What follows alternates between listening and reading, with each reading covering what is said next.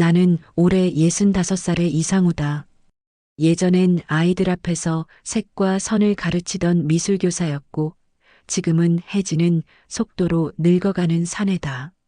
시계 초침이 벽을 긁는 소리, 식어버린 머그잔에서 남은 커피 향, 그게 내 하루의 전부였다. 노을이 기와 끝에 걸릴 때마다 난 창틀을 쓸어내리며 중얼거렸다. 오늘도 나 혼자다. 전화는 주말마다 온다.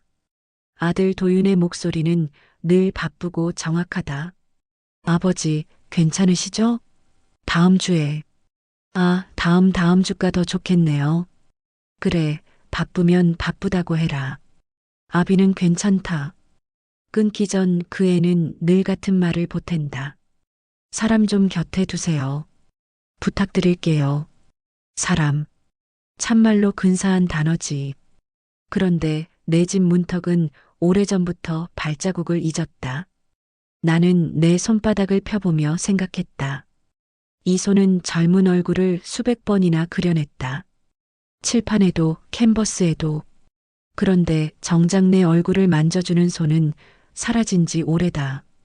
월요일 오전 낯선 노크가 들렸다. 이상우 선생님 댁 맞으세요? 나는 문을 열며 말했다. 선생님 소리 들은 지가 언젠데 누구요? 요양보호사 윤혜진이에요. 파견센터에서 연락 받으셨죠? 이름을 듣는 순간 아득한 교실 냄새가 났다. 분필과 물감 사이로 웃던 눈동자 하나가 떠올랐다. 윤혜진. 수업 끝나면 뒤에 남아 스케치를 고쳐달라던 아이. 내가 늙어가는 동안 그 애는 어른이 됐구나. 그 혜진이가 너냐? 네, 선생님. 어색하죠? 그래도 일은 일이고 잘 부탁드릴게요. 그녀는 절박하지도 가볍지도 않은 목소리였다. 다정했지만 빈틈이 보이는 사람 냄새란 게 그런 거다. 적당히 따뜻하고 어쩐지 조금 쓸쓸하다. 허리가 좀 안 좋다고 들었어요. 무리하셨나 봐요. 나이 들면 허리는 대화 상대가 없다. 말 안 듣지. 그럴 땐 제가 말 잘하게 만들어요. 혜진은 웃으며 약 봉지를 정리하고 부엌에서 물을 받아왔다. 내 손등에 젖은 컵이 닿는 순간 오래 잠들어 있던 감각 하나가 깨어났다. 뜨겁지도 차갑지도 않은 온기. 기댈 수 있겠구나, 잠시나마. 선생님, 식사는요? 대충? 김, 달걀, 밥. 대충 오래 하시면 몸이 먼저 서운해해요. 점심은 제가 차릴게요. 내가 아까부터 내 몸처럼 말하네. 돌보는 건 그런 마음으로 해야 하거든요. 그녀의 말투는 단정했고 끝맺음은 부드러웠다. 나는 괜히 헛기침을 했다. 이 집의 공기가 바뀌고 있었다. 가구는 그대로인데 향만 새로워졌다. 청소 조금 하고 찜질부터 할게요. 누우세요, 선생님. 이상우라고 불러. 그래도 저는 선생님이 편해요. 그 아이가 포개어 올리던 스케치북, 종종 틀리던 원근법, 내 손등 위에 그려지던 연필 가루. 나는 그 시절을 생각하며 고개를 젖혔다. 베개가 바스락거렸다. 그녀의 손이 허리선에 얹혔다. 살짝 누르고 잠시 놓고 다시 눌러주는 동작이 일정했다. 통증이 물러가는 대신 조용한 떨림이 깃들었다. 힘드시면 말씀하세요. 괜찮다. 그러니까 더 괜찮아진다. 말씀 참 옛날 그대로세요. 뭐가? 그렇게 다독이면서 정작 본인은 꼭꼭 숨기시는 거요. 나는 대답 대신 눈을 감았다. 숨기지 않으면 새어나간다. 새어나가면 흘린다. 흘리면 지운다. 지우면 남는 게 없다. 그래서 나는 늘 감추고 덮고 묻고 살았다. 노을처럼. 선생님, 예전처럼 그림 그리세요? 그만뒀지. 보는 눈이 없는데 그릴 이유가 있나? 여기 있어요. 보는 눈. 그녀가 내 어깨를 톡 건드렸다. 단단한 곳보다 약한 곳을 정확히 찾는 손이었다. 돌봄이란 기술일까, 마음일까? 아마 둘 다일 거다. 기술만 있으면 차갑고 마음만 있으면 비뚤어진다. 그녀는 적당했다. 위험할 만큼. 점심은 단출했다. 들기름 냄새가 식탁을 채웠다. 많이 드세요. 허리엔 따뜻한 게 좋아요. 사람도 따뜻해야 좋지. 사람은 너무 뜨거우면 된대요. 나는 젓가락을 멈추고 그녀를 보았다. 그 말은 농담이었나, 고백이었나? 그녀의 눈동자는 흔들리지 않았다. 내 쪽이 흔들렸지. 식사 후 그녀는 집안을 훑었다. 책장 위 먼지, 붓 끝에 굳은 물감덩이, 창틀에 낡은 실금. 오래된 것들이 내 안에서 소리 없이 무너지는 걸 저 여자는 손끝으로 다 알아챘다. 이 붓은 버릴까요? 아니다. 버릴 수 없는 게 있다. 버려야 사는 것도 있어요. 버렸더니 비더라. 빈 게 오래가면 굳는다. 굳으면 깨야죠. 저는 그런 일 하러 왔어요. 오후엔 조용했다. 그녀는 대청을 닫고 나는 그림을 한 장 꺼냈다. 얼굴 없는 초상화. 윤곽만 있다. 채우려고 하면 손이 멈춘다. 나는 속으로 말했다. 비어라, 오늘도. 그래야 덜 아프다. 해질녘 그녀가 내 옆에 앉았다. 노을 좋아하세요? 노을은 시간을 속인다. 다 끝난 것 같은데 아직 덜 끝났다고 말하지. 그래서 사람을 기다리게 만들죠. 혹시 누굴 기다리세요? 이 집에 들어오는 발자국.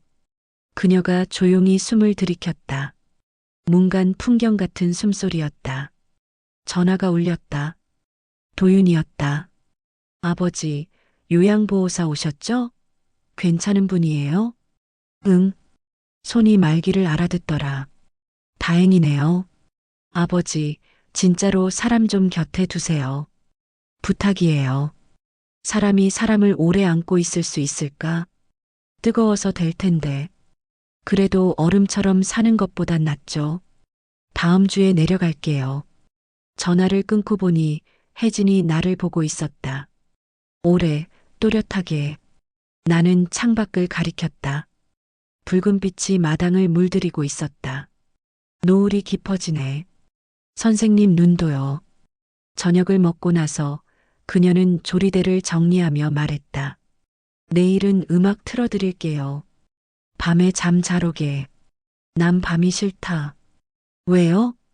사람 없는 집은 밤이 너무 크다. 그럼 내일은 제가 밤을 조금 줄여드릴게요. 그녀는 거실 소파에 얇은 이불을 펼쳤다.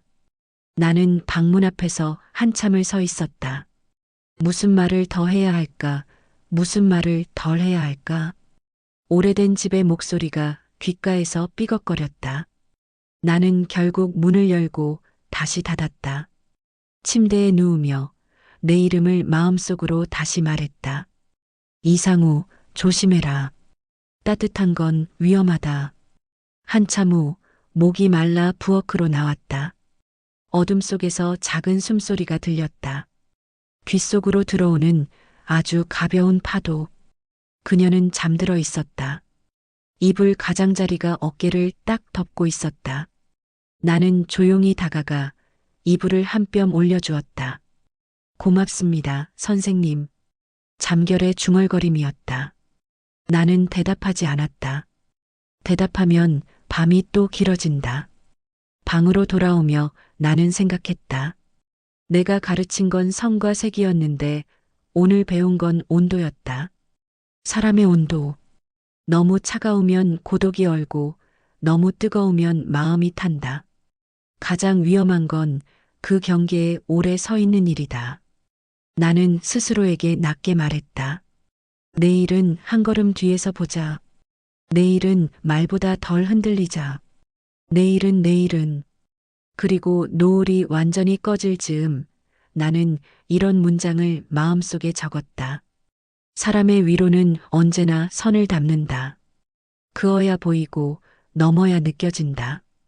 그런데 그 선을 지우는 지우개는 대개 다음 날의 후회다. 아침 공기가 유리창을 뚫고 들어왔다. 오래된 집 특유의 냉기가 발끝을 감쌌다. 이상우는 담요를 끌어올리며 일어났다. 방 문틈으로 커피 냄새가 흘러들어왔다. 누구의 손길이 닿은 듯한 향. 잠시 그는 자신이 아직 꿈을 꾸는 건 아닌가 의심했다. 선생님, 아침 드세요. 윤혜진의 목소리가 부엌에서 들렸다. 부드럽고 또렷한 음색이었다. 그는 천천히 문을 열고 나왔다. 부엌 한쪽에 서서 계란을 굽는 그녀의 뒷모습이 보였다. 햇살이 머리카락 끝에 닿아 반짝이는 금빛 실처럼 흩어졌다. 벌써 일어났나? 일찍 일어나면 하루가 길어요. 난 요즘 하루가 길어도 쓸 데가 없더라. 그래서 제가 있잖아요. 그녀는 뒤돌아 웃었다. 그 웃음엔 낯선 친숙함이 있었다. 스승과 제자였던 시절의 미소와는 조금 달랐다. 이제는 어른 여자의 미소였다. 식탁 위에는 따뜻한 죽 한 그릇이 놓여 있었다. 단출하지만 정성스러운 상차림이었다. 직접 만든 거야? 그럼요. 선생님 입맛은 아직 모르니까 오늘은 담백하게 시작해요. 그녀의 손끝이 수저를 건넬 때 이상우는 괜히 손을 거두었다. 아주 잠깐 닿은 살결이 오래 남을 것 같아서였다. 죽을 먹으면 허리가 좀 편해지실 거예요. 허리보다 마음이 먼저 고장났지. 마음은 제가 수리할 수 있을까요? 고장난 부품이 오래돼서 아마 부속품이 없을 거야. 그럼 손으로 깎아서 맞추면 되죠. 그녀의 말에 그는 웃음이 새어나왔다.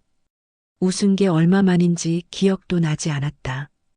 혜진은 식사를 마친 뒤 거실을 정리하며 말을 이었다. 선생님, 방이 좀 답답하네요. 창문 열어도 될까요? 그럼 마음껏 열어라. 창문이 열리자 묵은 먼지 냄새와 함께 봄바람이 들어왔다. 공기가 바뀌자 집이 한층 가벼워졌다. 그녀는 커튼을 젖히며 말했다. 빛이 들어오면 사람 마음도 달라져요. 빛은 상처도 비추지. 그래서 치유가 시작되는 거예요. 그 대답이 이상우의 가슴에 남았다. 그는 부엌 의자에 앉아 그녀의 움직임을 바라봤다. 손끝은 섬세했고 몸짓은 조용했다. 가끔 창밖으로 시선을 돌리며 무언가를 곱씹는 듯했다. 그의 시선이 멈추자 혜진이 물었다. 왜 그렇게 봐요? 그냥 그려보고 싶어서. 아직도 그림 그리세요? 이제는 눈으로만 그리지. 손이 무거워졌어. 그럼 제가 팔이 되어 드릴게요. 그리는 손 말고 대신 움직여주는 손. 그녀의 말은 농담 같았지만 묘하게 진지했다. 이상우는 순간 숨이 막혔다. 그런 말 함부로 하지 마. 왜요? 손이란 건 닿으면 다 기억이 남는다. 기억이 남는 게 나쁜 건가요? 그녀는 그렇게 묻고 창가에 서서 머리카락을 묶었다. 햇살 아래 드러난 목선이 가늘고 고요했다. 이상우는 시선을 돌렸지만 머릿속에서 그 장면이 사라지지 않았다. 점심 무렵 그녀는 간단히 된장을 끓이며 말했다. 아드님이 내일 오신대요. 그 녀석 말만 하고 안 올 가능성이 더 크다. 그래도 준비해 둘게요. 혹시 오면 같이 식사하시라고. 너무 성실하네. 요즘 사람답지 않게. 요즘 사람이라도 누군가 챙기고 싶을 때가 있어요. 그녀의 말 끝에는 가벼운 한숨이 섞였다. 그녀의 눈빛엔 돌봄보다 결핍이 있었다. 이상우는 그것을 알아차렸다. 그래서 더 위험했다. 돌보는 사람도 돌봄받는 사람도 사실은 같은 방향으로 기울어 있었기 때문이다. 오후가 되자 이상우는 그녀의 권유로 잠시 마당을 걸었다. 선생님, 햇살 받으세요. 몸이 빨리 나아요. 그림자도 볕에 마르면 색이 옅어지지. 그래도 잠깐은 빛을 봐야 해요. 안 그러면 안에서 곰팡이가 피어요. 그는 고개를 끄덕였다. 그녀는 물뿌리개를 들고 텃밭에 흙을 적셨다. 햇빛 아래 흙 냄새와 그녀의 향기가 섞였다. 이상우는 순간 그 냄새 속에서 지난 세월을 잊었다. 저녁이 가까워질 무렵 혜진은 이불을 정리하며 말했다. 선생님, 오늘은 따뜻한 찜질 더 하세요. 밤에 허리가 아프면 그냥 부르세요. 밤은 혼자 두는 게 좋다. 혼자 두기엔 너무 길잖아요. 그녀의 눈동자가 흔들렸다. 이상우는 아무 대답도 하지 않았다. 그저 창밖으로 노을이 지는 걸 바라봤다. 붉은 빛이 그녀의 옆 얼굴을 물들이고 있었다. 그는 속으로 중얼거렸다. 낯선 손길이 이토록 익숙하게 느껴질 줄이야. 밤이 찾아오고 집은 다시 조용해졌다. 그러나 그 고요함 속에서 두 사람의 심장은 조금씩 같은 박자를 맞춰가기 시작했다. 그리고 이상우는 알았다. 무너짐은 언제나 이렇게 작은 온기에서 시작된다는 걸. 해가 기울 무렵 벽식의 초침이 또렷한 소리를 냈다. 이상우는 마루 끝에 앉아 오래된 스케치북을 펼쳤다. 종이는 노랗게 바랬고 연필선은 세월에 눌려 희미해져 있었다. 그 속에는 젊은 시절의 제자들, 그리고 손끝으로 따라 그린 수많은 얼굴이 남아 있었다. 그는 천천히 페이지를 넘기다 멈췄다. 그림 한 장이 눈에 걸렸다. 고개를 숙이고 웃던 소녀의 옆모습, 그 옅은 미소.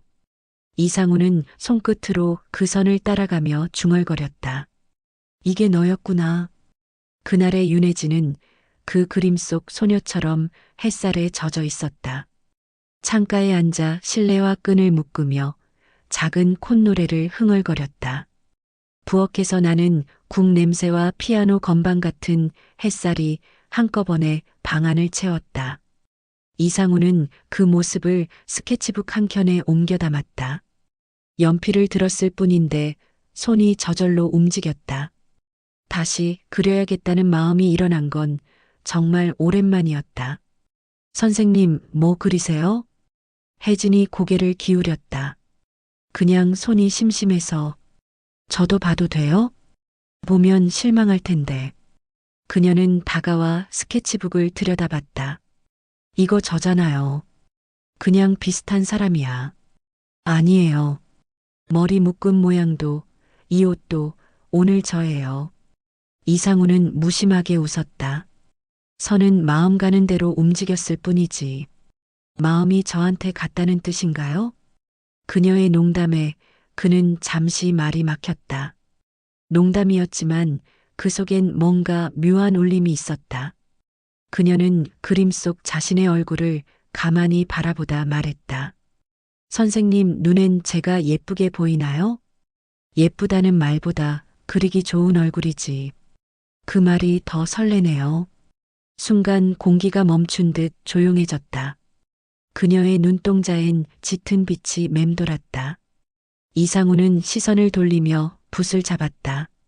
그리기 좋은 건 오래 보기 어려운 거야. 왜요? 오래 보면 마음이 섞이거든. 혜진은 대답하지 않았다. 대신 조용히 창문을 닫고 스케치북을 덮었다. 오늘은 여기까지요. 그림은 내일 이어요. 그녀는 미소를 남기고 부엌으로 향했다.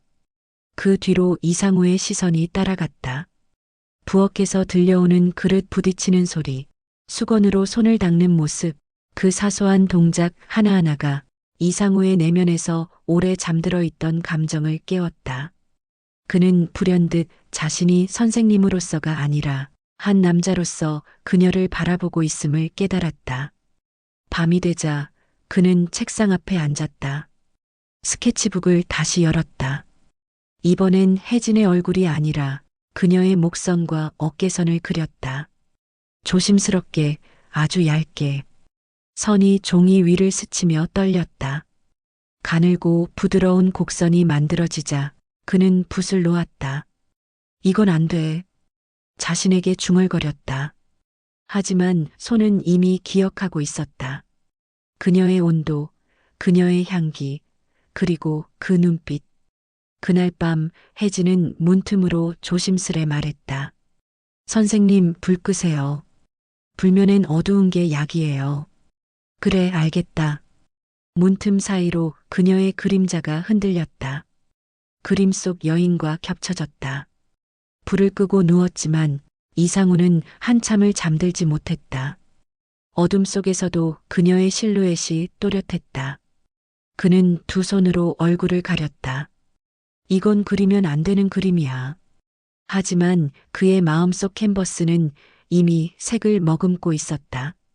그리고 그 색은 지워지지 않을 붉은 빛이었다. 아침 햇살이 유리창을 비스듬히 통과했다. 그 빛이 스케치북 위로 떨어지자 어제의 선들이 새처럼 날아올랐다. 이상우는 붓을 잡은 채 멈춰 있었다. 밤새 마음이 무거웠다. 손끝에 남은 감촉 때문이었다. 그때 현관문이 열렸다. 아버지, 다녀왔어요. 아들의 목소리였다. 도윤은 양손 가득 장바구니를 들고 있었다. 오랜만이네. 요즘 일 때문에 정신이 없었어요. 아버지 허리는 좀 어때요? 괜찮다. 이제는 덜 아프다. 도윤의 시선이 거실 한쪽으로 향했다. 그곳에는 아직 덮이지 않은 스케치북이 있었다. 그리고 부엌에서 나오는 젊은 여인의 목소리. 도윤 씨, 안녕하세요. 혜진이 두 손에 컵을 들고 나왔다. 오랜만이에요. 네. 아버지 요양 도와드리는 분이시죠? 네, 잠시 동안요. 이상우는 둘의 시선을 오가는 공기를 느꼈다. 도윤의 눈빛에는 묘한 낯설미 섞여 있었다. 아버지, 이런 젊은 분이 오면 불편하지 않으세요? 불편할 게 뭐 있냐? 말동무가 되어주는데. 그래도 너무 가까이 있으면 곤란할 수도 있잖아요. 그 말에는 단순한 걱정 이상이 깃들어 있었다. 마치 무언가를 느꼈다는 듯한 묘한 불신의 그림자. 도윤 씨, 오해하실까봐 말씀드리는데요. 혜진이 부드럽게 말했다. 저는 그저 환자분으로서 선생님을 돌보고 있을 뿐이에요. 그렇죠. 제가 괜한 말을 했네요. 그녀는 웃으며 커피를 내려주었지만 도윤의 눈빛은 여전히 날카로웠다. 이상우는 그 시선을 피해 말했다. 도윤아, 저녁까지는 안 있겠지? 일찍 올라가야죠. 회사 일도 있고요. 그래, 올라가거라. 젊은 사람은 젊은 세상에서 살아야지. 도윤이 떠난 뒤 집은 다시 조용해졌다. 하지만 공기가 달라져 있었다. 이상우는 조용히 말했다. 괜히 미안하게 만들었네. 괜찮아요. 아드님이 오히려 자연스러웠어요. 그녀는 아무렇지 않은 듯 컵을 씻으며 덧붙였다. 가끔은 가족보다 낯선 사람이 더 따뜻할 때가 있죠. 그 말이 가슴에 깊게 박혔다. 그날 오후 혜진은 다시 창문을 열었다. 공기 좀 바꿔야겠어요. 아까 아드님이 다녀가서 그런지 집이 숨을 참은 것 같아요. 그녀는 장난스럽게 웃었지만 이상우는 그 말 속에서 자신을 봤다. 숨을 참고 사는 사람. 바로 자신이었다. 그림 계속 그리셨어요? 손이 마음보다 빨라서 선이 엉켰다. 엉킨 선은 그냥 두면 돼요. 언젠가 풀릴 때가 있어요. 아니다. 이런 건 남으면 안 된다. 그는 스케치북을 펼쳐들고 어제 그린 그녀의 목선을 바라보았다. 그 선을 덮으려 붓을 들어 검은색 물감을 찍었다. 하지만 덮을수록 더 짙어졌다. 지우려는 선은 오히려 또렷해졌다. 이상하죠, 선생님? 그녀의 목소리가 조용히 들렸다. 지우개로 지워도 종이는 기억하거든요. 그녀는 그의 옆에 앉아 지워진 자리 위를 손끝으로 쓸어냈다. 이 자국 남아요. 손끝에도. 이상우는 그녀의 손을 바라보다가 급히 붓을 내려놓았다. 그만하자. 그만 그려야겠다. 왜요? 선이 마음을 닮아서 자꾸 흐른다. 그의 목소리는 낮았고 조금은 떨렸다. 혜진은 조용히 말했다.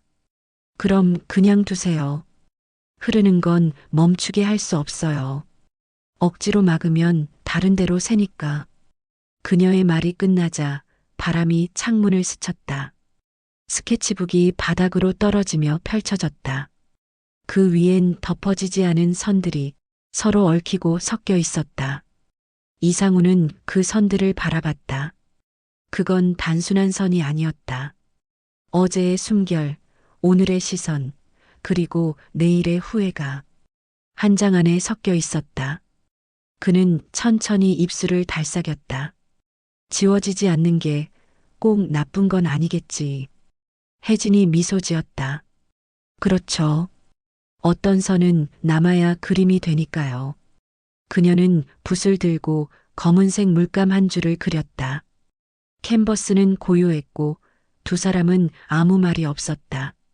붓끝이 닿을 때마다 무언가가 조금씩 넘고 있었다. 그날 밤 이상우는 잠들지 못했다. 머릿속에서 계속 반복되던 문장. 지워지지 않는 선은 결국 사람의 온도와 닮았다. 그는 눈을 감았다. 지워야 할 게 많았지만 지울 수 없는 것들이 더 많았다. 그날은 비가 왔다. 가늘게 떨어지던 빗줄기가 기와를 두드리며 오랫동안 멈추지 않았다.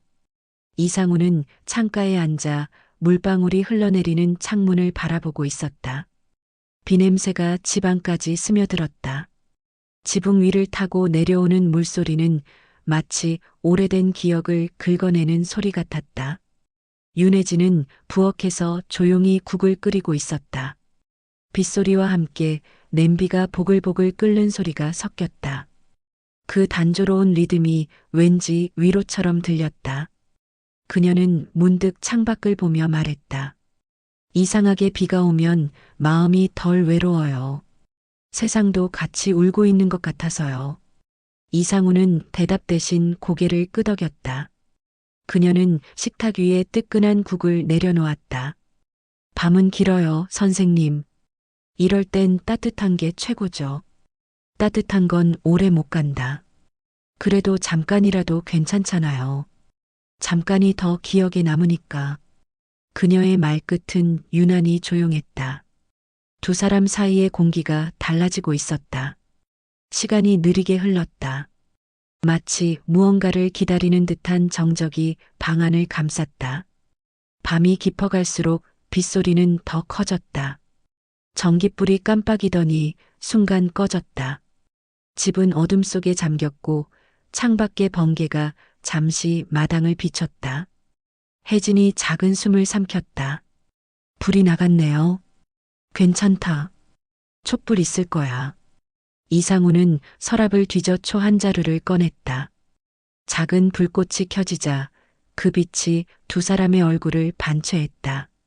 불빛이 흔들릴 때마다 그림자도 함께 떨렸다. 조금 무섭네요. 무서울 게 뭐가 있나? 비는 곧 그친다. 그래도 혼자면 더 무서울 것 같아요. 그녀가 한 걸음 다가왔다. 어깨가 스칠 만큼 가까운 거리. 이상우는 순간 숨이 막혔다. 괜찮아요, 선생님? 응, 괜찮다. 허리 또 아픈 거 아니죠? 그녀가 걱정스레 그의 팔에 손을 얹었다. 그 따뜻한 손끝이 너무 자연스러웠다. 그는 도망치지 않았다. 그냥 그대로 있었다. 심장이 천천히 그러나 확실하게 박동을 높였다. 혜진의 향기가 코끝을 스쳤다. 샴푸 냄새와 비 냄새가 섞여 묘하게 달콤했다. 그녀는 낮게 말했다. 선생님, 손이 차네요. 그녀가 자신의 손으로 그의 손을 감쌌다. 손과 손이 맞닿은 그 순간 이상우는 다시는 돌아갈 수 없을 것 같은 느낌을 받았다. 이러면 안 되는데. 왜요? 이건 선이야. 넘으면 다쳐. 그럼 그냥 가까이만 있을게요. 그녀의 목소리는 촛불처럼 흔들렸다. 이상우는 고개를 들었다. 그녀의 눈동자 안에는 불빛이 반짝였다. 어딘가 젖어 있고 어딘가 용감했다. 그는 천천히 숨을 내쉬었다. 혜진아. 그녀가 놀라듯 그를 바라봤다. 이름 기억하셨네요. 그 짧은 대답 하나에 모든 게 무너졌다. 그는 무심결에 그녀의 뺨을 스쳤다. 단지 손끝이 닿았을 뿐인데 심장이 쿵 소리를 냈다. 그녀도 피하지 않았다. 서로의 숨결이 닿을 만큼 가까워졌다. 비가 세차게 내리며 두 사람의 숨소리를 삼켰다. 하지만 그때였다. 이상우는 몸을 물리며 고개를 떨궜다. 안 돼. 왜요, 선생님? 이건 내 인생의 또 하나의 죄가 될 거야. 그녀는 잠시 침묵하다 아주 조용히 말했다. 죄라도 괜찮아요. 누군가에게 필요한 따뜻함이라면. 그녀의 말은 슬펐다. 마치 오래전부터 스스로를 용서하지 못한 사람의 목소리처럼. 그는 그 말을 끝까지 듣지 못했다. 손끝으로 촛불을 꺼버렸다. 집은 다시 어둠에 잠겼다. 잠시 정적. 그리고 빗소리만 남았다. 그날 밤 이상우는 한숨도 자지 못했다. 눈을 감을 때마다 그녀의 목소리가 귓가를 스쳤다. 잠깐이라도 괜찮잖아요. 잠깐이 더 기억에 남으니까. 그는 그 문장을 반복하며 속으로 되뇌었다. 그래, 잠깐이라도 괜찮다면. 그 한마디가 끝내 그를 흔들고 있었다. 그는 알았다. 지금 그들이 서 있는 곳이 바로 넘지 말아야 할 문턱이라는 걸. 하지만 봄밤의 교차점 위에서 그 문턱은 너무도 따뜻했다. 이틀이 지나고도 비는 멈출 줄 몰랐다. 이상우는 마루 끝에 앉아 손수건으로 안경을 닦았다. 유리 너머로 흐릿하게 보이는 정원은 이미 물에 잠겨 있었다. 텃밭에 상추가 쓰러졌고 나무 밑동엔 흙물이 스며들고 있었다. 그는 그 광경을 오래 바라보다가 천천히 중얼거렸다. 참, 인생이랑 비슷하네. 자라기도 전에 눌려버리는 게. 윤혜진이 부엌에서 나와 그 옆에 앉았다. 그녀의 눈 밑에는 피곤이 내려앉아 있었다. 잠은 좀 주무셨어요? 이상하게 잠이 더 깊어졌어. 어젯밤엔 무슨 꿈을 꾼 것도 같고 좋은 꿈이었길 바라요. 그녀의 대답에는 묘한 슬픔이 깃들어 있었다. 혜진아, 어제 말한 잠깐이라도 괜찮다는 말. 그건 무슨 뜻이었냐? 그녀는 잠시 말을 잃었다. 그냥 오래 기다릴 수 없다는 뜻이에요. 누굴? 남편이요. 이상우는 잠시 말을 멈췄다. 남편. 그녀의 손끝이 미세하게 떨렸다. 그 사람 아프세요? 예. 오래됐어요. 처음엔 낫는 줄 알았는데 이제는 그냥 같이 기다리는 중이에요. 그녀는 조용히 웃었다. 그 웃음이 이상우의 가슴을 찔렀다. 그는 물었다. 그럼 너는 그 기다림 동안 어떻게 버텼냐? 일이요. 누군가 돌보는 일. 그게 제 숨통이었어요. 그래서 여길 온 거구나. 네. 그런데 여기선 이상하게 마음이 편했어요. 다른 집이랑은 좀 달랐어요. 그녀의 시선이 방 안을 천천히 훑었다. 그 시선이 스케치북 위에 머물렀다. 그림 속 여인, 아직 그대로 있네요. 지우려 해도 안 지워지더라. 지워지면 아쉽잖아요. 남으면 더 괴로워. 그녀는 조용히 미소 지었다. 선생님은 언제부터 이렇게 혼자셨나요? 혼자라고 느낀 건 아내가 떠난 날보다 훨씬 전부터였지. 같이 살아도 외로울 수 있죠. 그렇다. 사람이 곁에 있어도 마음이 없으면 벽이야. 잠시 침묵이 흘렀다. 밖에서 천둥 소리가 멀리서 울렸다. 혜진은 그 소리에 고개를 들었다. 무서우세요? 이젠 그런 감정도 무뎌졌어. 저는요. 아직도 무서워요. 밤이랑 천둥, 그리고 정적. 그녀는 천천히 말을 이어갔다. 그래서 누군가 곁에 있으면 안심돼요. 선생님처럼. 그 말에 이상우의 손이 멈췄다. 마음이 몸보다 먼저 반응했다. 그녀의 눈빛이 너무도 솔직해서 피할 수가 없었다. 혜진아. 그의 목소리는 낮고 거칠었다. 나는 내게 고마워해야지. 흔들리면 안 된다. 흔들린다고 다 무너지는 건 아니잖아요. 그건 내가 아직 젊어서 그래. 젊다고 다 견디는 건 아니에요. 그녀는 손에 쥔 수건을 꽉 쥐었다. 그리고 작게 웃으며 말했다. 남편이 저한테 그러더라고요. 너무 착하게 살지 마라. 착한 건 결국 아무도 몰라준다. 그 말이 떠나질 않아요. 이상우는 그 말을 듣고 한참 동안 아무 말도 하지 못했다.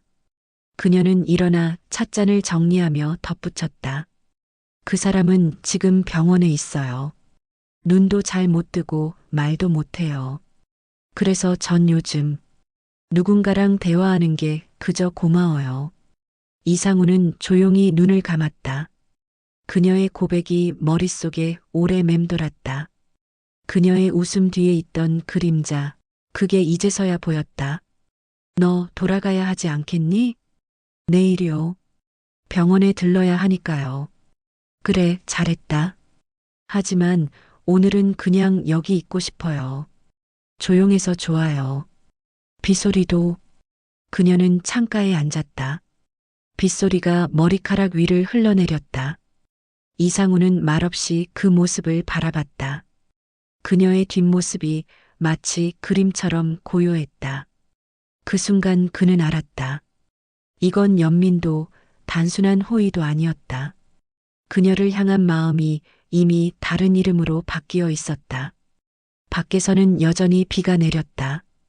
그 빗줄기 사이로 혜진의 목소리가 작게 스며들었다. 선생님, 사람 마음도 비처럼 내리면 좋겠어요. 조용히 아무도 모르게. 그는 대답 대신 고개를 끄덕였다. 그녀의 말처럼 그날 밤 마음은 조용히 내리고 있었다. 그리고 그 빗속에서 둘 사이의 거리는 조금 더 가까워지고 있었다. 비가 그친 아침, 창문을 열자 흙내가 방 안으로 밀려들었다. 윤혜진은 머리를 묶은 채 마당의 나뭇가지를 정리하고 있었다. 이상우는 문지방에 앉아 그 모습을 조용히 바라봤다. 비에 젖은 머리카락, 팔목을 스치는 햇살, 그리고 잔잔한 숨결까지. 그녀는 마치 하나의 풍경처럼 고요했다. 그는 책상 위에 스케치북을 펼쳤다. 손끝이 떨렸다. 전날 밤 지우지 못한 선들이 그대로 남아 있었다.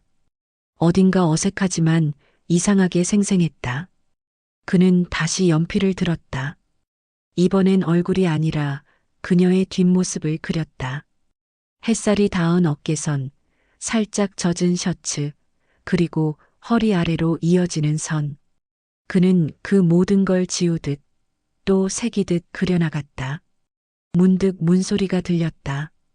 선생님, 또 그림 그리세요? 혜진이 마루로 들어와 고개를 내밀었다. 이상우는 급히 스케치북을 덮었다. 그냥 낙서다. 낙서치고는 얼굴이 붉으신데요? 그녀가 장난스럽게 웃었다. 그의 귀끝이 달아올랐다. 괜한 소리 마라. 괜한 소리 아니라 궁금해서 그래요. 그녀는 스케치북 쪽으로 다가왔다. 이상우는 손을 올려 막았다. 보면 안 된다. 왜요? 이건 아직 완성되지 않은 그림이라서. 그럼 완성되면 보여주실래요? 그녀의 눈빛은 밝았지만 그 안엔 무언가 묘한 긴장이 있었다. 완성될까 모르겠다. 왜요? 그릴수록 선이 흔들린다. 마음이 따라 움직이니까. 그게 예술 아닌가요? 그녀는 천천히 그 말을 던지고 그의 맞은편에 앉았다. 선생님, 저도 요즘 그래요. 누군가를 돌보는 게 일인데 가끔은 그 마음이 제 쪽으로 돌아올 때가 있어요. 혜진아, 그럴 때마다 겁이 나요. 이 일이 끝나면 저는 다시 혼자가 될 테니까.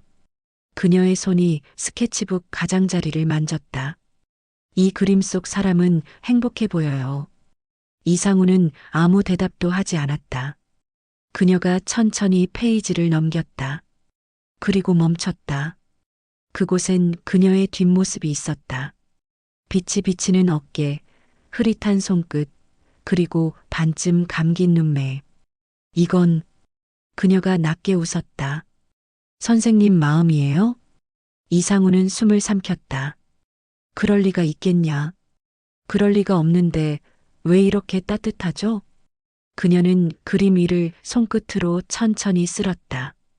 그 움직임은 마치 종이를 어루만지는 게 아니라 그림 속 누군가를 다독이는 듯했다. 그는 그 손을 바라보다가 참지 못하고 말을 내뱉었다. 지우려 했는데 자꾸 남는다. 지우지 마세요. 어떤 선은 남아야 마음이 완성돼요. 그녀가 고개를 들었을 때 두 사람의 시선이 겹쳤다. 짧은 숨결이 닿았다. 말보다 더 많은 게 오갔다. 그때 전화벨이 울렸다. 이상우는 급히 일어나 수화기를 들었다. 네, 박노진입니다. 예, 오랜만이네요. 혜진은 조용히 뒤돌아 창문 쪽으로 걸어갔다. 그녀의 뒷모습이 유리창 너머로 일렁였다. 통화를 마친 이상우가 돌아보았을 때 스케치북은 이미 덮여 있었다. 그 위에는 혜진의 작은 메모 한 장이 놓여 있었다. 그림 속의 사람은 행복하네요. 선생님, 저도 그 안에 머물고 싶어요. 이상우는 메모를 들고 한참을 서 있었다. 바람이 불어 종이가 흔들렸다. 그는 속으로 중얼거렸다. 이제 선이 말을 하기 시작했구나. 그날 밤 그는 다시 스케치북을 폈다. 그리고 조심스레 마지막 한 줄을 그었다. 그 선은 흔들렸지만 온기가 있었다. 그리고 그 온기는 지워지지 않았다. 바람이 매섭게 불던 오후였다. 이상우는 유리창에 부딪히는 낙엽을 바라보다가 손끝으로 스케치북을 천천히 덮었다. 며칠째 혜진의 모습이 보이지 않았다. 그녀가 남긴 메모만이 책상 위에 놓여 있었다. 그림 속의 사람은 행복하네요. 선생님, 저도 그 안에 머물고 싶어요. 그 문장을 읽을 때마다 이상우의 마음은 이상하게 흔들렸다. 마치 아직 끝나지 않은 문장의 끝자락을 붙잡고 있는 기분이었다. 그는 핸드폰을 들었다. 전화번호부엔 윤혜진이라는 이름이 있었다. 몇 번을 눌렀다가 지웠다. 돌아온다고 했잖아. 그는 그렇게 중얼거리며 창문을 닫았다. 그날 밤 혜진에게서 메시지가 왔다. 선생님, 죄송해요. 병원 일이 생겨서 조금 늦을 것 같아요. 짧은 문장이었다. 하지만 그 안엔 이상한 냄새가 섞여 있었다. 죄송해요라는 단어가 헤어짐의 인사처럼 들렸다. 그는 답장을 쓰려다 멈췄다. 괜찮다. 몸 조심해라. 그 문장 외에는 아무 말도 하지 못했다. 다음 날 아침, 혜진은 예상보다 일찍 돌아왔다. 문이 열리자 차가운 공기와 함께 그녀의 얼굴이 들어왔다. 선생님, 기다리셨죠? 그녀의 눈 밑에는 깊은 그림자가 드리워져 있었다. 괜찮냐? 얼굴이 말이 아니야. 괜찮아요. 병원에 다녀왔어요. 그녀는 짧게 웃었지만 그 웃음은 금방 부서졌다. 식탁 위에 앉은 그녀의 손이 떨리고 있었다. 이상우는 조심스럽게 물었다.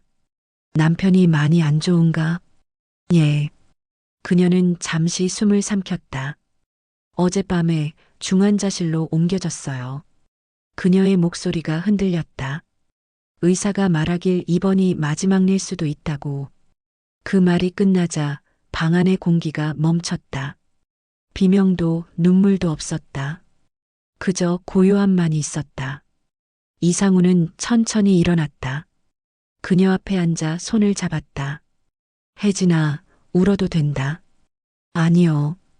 그녀는 고개를 저었다. 울면 끝이 날 것 같아요. 아직 끝나지 않았으면 해서요. 그녀는 손등으로 눈가를 훔쳤다. 그 동작조차 조심스러웠다. 이상우는 그저 그 손을 꼭 잡았다. 한참이 지나도록 아무 말도 하지 않았다. 선생님, 그녀가 조용히 입을 열었다. 가끔은요, 제가 누군가에게 필요한 사람이라는 게 참 고마워요. 남편이 제 이름을 잊고 나서는 제가 존재하는 이유도 잊힌 것 같았거든요. 그녀의 눈빛은 흔들렸지만 단단했다. 나는, 이상우는 말을 이었다. 그림을 그리기 전엔 세상이 다 희미했어. 그런데 내가 오고 나서부터 색이 다시 생겼다. 그녀가 그를 바라봤다. 눈빛이 겹쳤다. 시간이 천천히 멈추는 듯 했다. 선생님, 그녀는 낮게 말했다. 그림 속 여자가 저였나요? 이상우는 대답하지 않았다. 하지만 그녀는 이미 알고 있었다. 그의 침묵이 곧 대답이었다. 그럼 저도 하나 고백해도 될까요? 그녀의 목소리는 떨렸지만 분명했다. 저도 그림 밖에서만 머물고 싶지 않았어요. 이상우의 손끝이 미세하게 흔들렸다. 그게 무슨 뜻이냐? 그림 속 여인이 행복해 보였거든요. 그 사람처럼 저도 잠시라도 행복하고 싶었어요. 그녀는 손을 그의 볼에 올렸다. 따뜻했다. 그러나 그 온도는 금세 눈물로 식었다. 선생님, 우리 둘 다 외로웠던 거예요.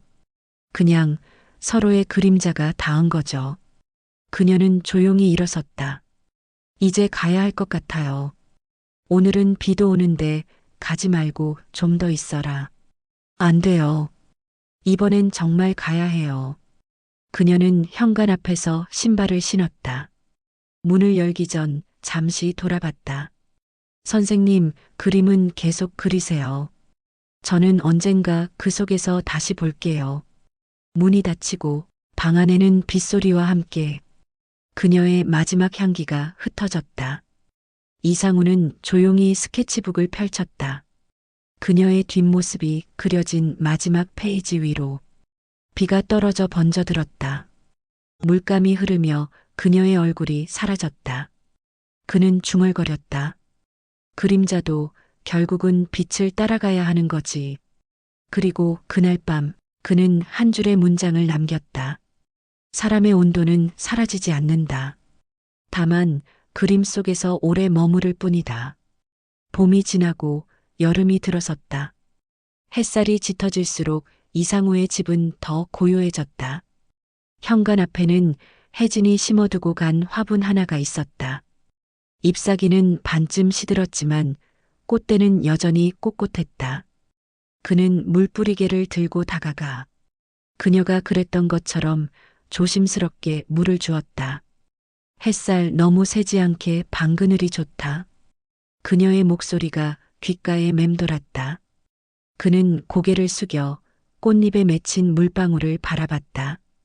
그 작고 투명한 구슬 안에 어딘가 멀리서 웃는 혜진의 얼굴이 비친 듯했다. 며칠째 그녀의 소식은 없었다. 병원에서도 전화에서도 그가 남긴 메시지는 읽히지 않은 채 그대로였다. 괜찮냐? 몸은 좀 어때? 그림 다시 봄이 왔다. 답장은 오지 않았다.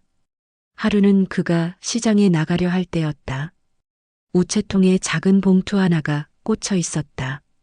겉면에는 낯익은 필체로 박노진 선생님께라고 적혀 있었다. 손끝이 떨렸다. 그는 문 앞에서 한참을 서 있다가 천천히 봉투를 열었다. 안에는 편지 한 장과 사진이 들어 있었다. 사진 속에는 병실 창가에 앉은 혜진이 있었다. 흰 가운 차림의 그녀가 창밖 햇살을 손으로 막으며 웃고 있었다. 편지에는 이렇게 적혀 있었다. 선생님, 이 사진은 누가 찍어줬는지 모르겠어요. 그날은 정말 오랜만에 햇살이 좋았거든요. 남편은 여전히 잠들어 있지만 이상하게 그날은 조금 덜 외로웠어요. 선생님이 말했던 그 문장 때문이겠죠. 사람의 온도는 사라지지 않는다. 그 말이 마음을 오래 데웠어요. 저는 이제 조금 덜 두려워요. 그는 편지를 쥔 채 그대로 주저앉았다. 눈을 감으니 그녀가 웃던 순간들이 하나둘 떠올랐다. 창가에서, 부엌에서, 스케치북 앞에서 그 웃음이 마치 바람처럼 방 안을 스쳐갔다. 그날 밤 그는 처음으로 그림을 다시 폈다. 새 하얀 종이 위에 연필을 들었다. 이전처럼 조심스럽지 않았다. 이번엔 망설임 없이 선을 그었다. 그 선은 그녀의 뒷모습도 눈빛도 아니었다. 그저 한 송이 꽃이었다. 혜진이 심어둔 그 화분 속 꽃처럼 연필 끝이 종이를 따라 부드럽게 흘렀다. 그리고 마지막에 그는 작은 글자를 적었다. 그녀의 이름 혜진. 비가 그친 후 피어난 사람. 새벽녘 창문이 스스로 열리며 바람이 들어왔다. 바람결에 종이가 살짝 들썩였다. 그는 그 소리를 들으며 미소를 지었다. 이제야 진짜 완성됐다. 햇살이 스며드는 그 시간, 스케치북 위의 꽃이 살아있는 것처럼 빛나고 있었다. 그는 조용히 창밖을 바라보았다. 멀리서 새가 울고 바람이 불고 그녀의 이름이 다시 피어났다. 다음 생엔 그림이 아니라 사람으로 그리자. 그는 그렇게 중얼거리고 스케치북을 덮었다. 이번엔 지워야 할 선이 남지 않았다. 모든 것이 완전히 아름답게 끝난 듯했다. 가을이 찾아왔다. 오랜 가뭄 끝에 내린 첫 비가 유리창을 적시고 이상우는 마루 끝에 앉아 붓을 씻고 있었다. 그의 옆에는 오래된 스케치북 한 권이 놓여 있었다. 표지는 닳았고 모서리는 닳아 색이 바랬다. 그러나 그 안의 그림들은 여전히 살아 있었다. 그녀의 웃음, 눈빛, 그리고 빗속의 그림자까지 모든 선이 여전히 따뜻하게 남아 있었다. 그는 붓을 내려놓고 천천히 일어섰다. 창문을 열자 붉은 노을이 방 안을 가득 채웠다. 그 빛이 벽을 타고 흘러 스케치북 위에 닿았다. 그는 마치 그 빛 속에서 혜진의 숨결을 느끼는 듯했다. 혜진아, 오늘은 내가 좋아하던 빛이야. 그가 조용히 중얼거렸다. 바람이 불어와 책장이 한 장 스르르 넘어갔다. 그 페이지 위엔 봄날 그가 그린 꽃 한 송이가 있었다. 잎사귀 끝에 물감이 번져 있었다. 그는 그 위에 다시 붓을 대고 마지막 터치를 더했다. 빛을 따라 피어나는 사람. 그는 작은 글씨로 그렇게 적었다. 문득 창문 너머로 낯익은 향기가 스쳤다. 은은한 비누 냄새, 그리고 샴푸 향. 그는 천천히 뒤를 돌아보았다. 텅 빈 거실 문가에 그녀가 서 있는 듯한 착각이 들었다. 하얀 셔츠에 묶은 머리, 그리고 언제나처럼 부드러운 미소. 그는 눈을 감았다. 벌써 왔구나. 말끝이 떨렸다. 하지만 눈을 떴을 때 그녀는 없었다. 그 자리에 남은 것은 노을빛뿐이었다. 그는 천천히 의자에 앉아 손바닥을 펴보았다. 그녀가 마지막으로 남기고 간 작은 메모 조각이 있었다. 그림 속에서도 따뜻한 사람으로 기억될게요. 그는 미소 지었다. 그래, 그 약속 지켜줘. 나는 여기서 너의 계절을 그릴게. 햇살이 노을로 바뀌고 노을이 어둠으로 스며들었다. 그는 조용히 붓을 내려놓았다. 그리고 창밖으로 하늘 끝을 붉게 물들이는 마지막 빛을 바라보았다. 그때였다.